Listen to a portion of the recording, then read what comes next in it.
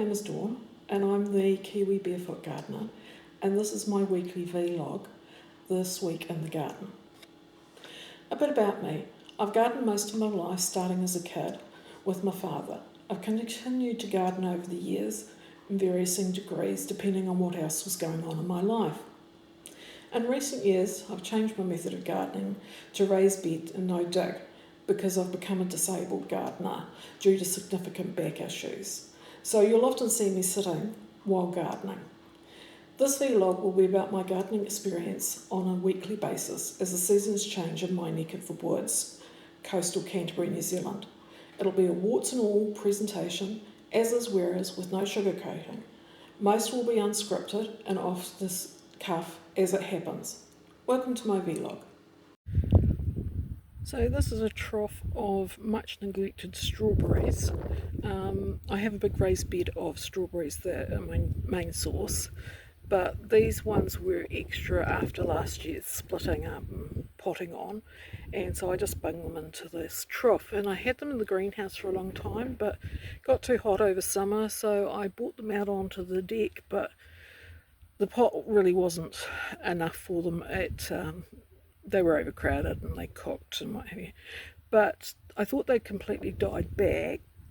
However, after some rain and some milder weather, they've come away again. So I'm going to repot them into just some smaller black pots here, just a couple of strawberries per pot, and I will put them up on the deck next to where the faucet is for the one side of the garden for watering. So every time I go to water the garden, I'll be watering the strawberries, and I hopefully won't forget them like I did last summer.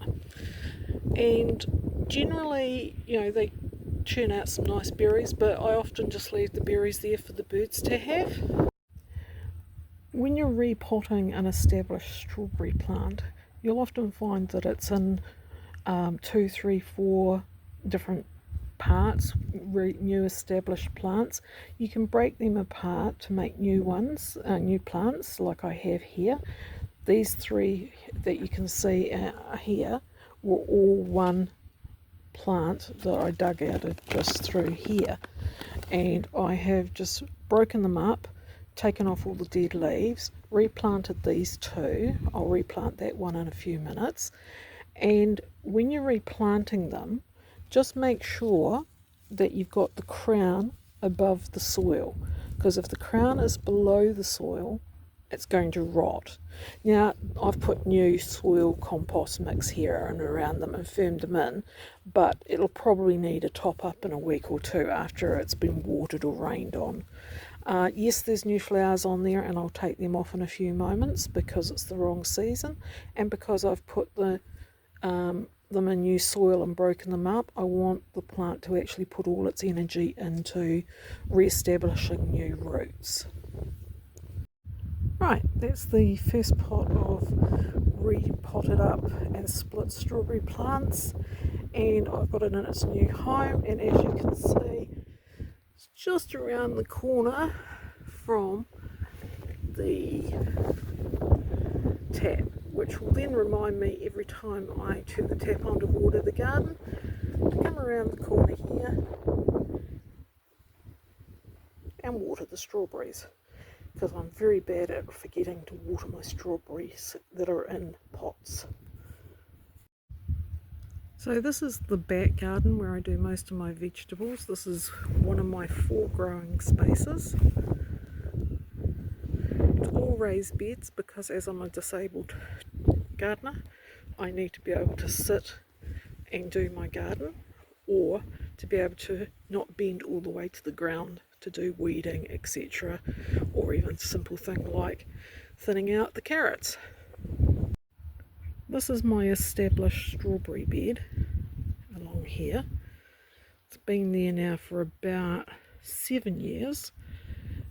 Every couple of years over winter, I will lift all the plants, split them, put in new soil, and then replant, put in new wool matting, and then get a new crop. The reason it's netted at the moment is not so much to keep the birds or the insects off, it's to keep the cats off. Bo, my black and white cat, especially likes to lay on the wool matting, which is great. I know it's nice and warm. However, he usually squishes the strawberry plants flat. So the netting's there to try and discourage him from doing that. So this morning, it's Wednesday, and I am going to plant into this raised bed in the greenhouse some red and green pak choy. They're a bit small still. I did pop them on probably about two and a half weeks ago, but I think if I get them into the raised bed they may take off. I've got some hoops like the ones I have over the lettuce here that I'll put up over them, and I've got a bit of very fine agricultural fleece that I'll put over the top. Mainly during the day it'll just be at the back where that's the south side, so the light comes from behind the camera, and I'll just pull it back each morning and let them get light. But when I know there's going to be a frost at the moment, and we did have a light frost here this morning, I'll just pull the fleece over it for a wee bit. Once the pak choy are done, I'll then plant some other winter veg and just keep ticking it over during the season. Change of plan. So my frost cloth fabric was only 900 millimeters, 90 centimeters wide, so it didn't quite fit and it didn't work even when I clipped it in different bits. So I've been collecting bubble wrap forever, and I've made a wee tent, and what will happen is that during the day I'll just take this bit off and it will have a wee heart, and at night I'll just clip the second bit back on, and I'll only clip it on like on really cold nights because it is the greenhouse and it does stay reasonably warm. It was only went down to 6.5 last night, so that's great. And pak choy and what have you is fairly hardy, but we do have snow on the Alps at the moment, so we can get some really hard frosts here out on the coast, where normally our frosts are fairly light, but just a bit of protection, and after a few weeks I probably won't need it.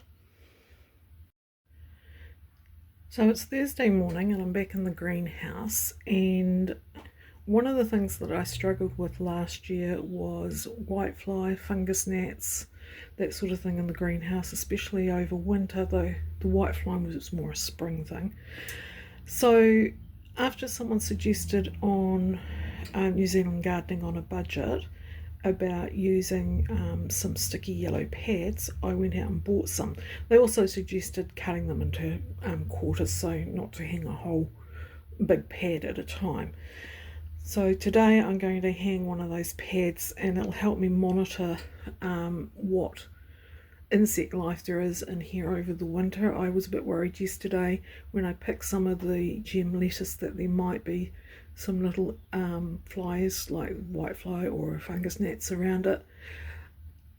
If they do get there, I've got some of the crystals that you soak and make into a tea. I think they're called mozzie bites, and then you apply that, and it's supposed to kill the larvae in the soil. They say it's okay to use, so fingers crossed it is, and it doesn't affect the plants or you. I'm keen to use it this year if I can, because I, especially in the house, as I was propagating seedlings, had a load of problems with fungus gnats, and it didn't go down well with the family. So here goes, let's see how it works. Right, sticky fly trap in place. It was a wee bit harder than I thought, mainly because that was the bottom end of the pad, so there was no lip to pull the papers off, and I've even managed to get a few cobwebs stuck to it. They say hang it at plant height, so I've got it clipped in there, and I'll be able to monitor and see if I've got any unwanted flying insects in the greenhouse over the winter. Definitely have a problem over spring, but we'll deal with them one thing at a time. So over summer I had petunia and lobelia in these boxes, and I've got two more behind the camera. They did okay to start with, and then they basically went over really quickly, died off, and I thought, oh yeah. But they've come back over autumn, so what I'm doing today is I'm digging them out of those boxes because I need those boxes for bulbs and things, and I'm putting them in some small plastic troughs that I've got, and I've dug them out and I'm just trimming back all the dead bits and things, and replanting them, and then I'm going to pop them up on the deck, and hopefully I'll get a wee bit of winter colour for them, which would be nice. On top of that, in the boxes, I noticed a whole pile of self-seeded petunias, so I'm going to pop them up and they can be my petunias for my boxes in spring. Save me a few dollars. I'm always good for that. Not the best recording angle, but at the moment I'm still working out which camera to use, whether to use my phone or the video camera, and trying to get things together to do the video recording. But it's a glorious afternoon here. It's Thursday afternoon, and I'm going to spend the afternoon potting up some more seedlings, and if I get time I'll do some tidying up and trimming up of some vegetation in the flower bed in the back garden. But for now I'm going to plant on some seedlings. These are the seedlings that I'm going to plant on. They're self-seeded, and I think looking at them from the shape of the leaves and what have you, they're Elysium. And so what I've done is I've got 4 little trays here of good compost, and I've watered it, and I'm just going to prick these out and put them in and keep them in the greenhouse over winter, and hopefully I'll have some nice seedlings to pop in the garden come spring. I'm planning these vlogs to come out every week, so my current thinking is that I will film Saturday through till Friday and edit over the weekend and release during Sunday. I'm told that might be a bit ambitious, but I'm going to try it and see how it goes. If it doesn't, well, we'll just learn and change it around as needed. Thank you for joining me for my first week in the garden with you. I'd love you to click subscribe, which is free to do, and click a like and put a smile on my face. I hope you'll join me again next week, and stay well and have fun in the garden. Thank you.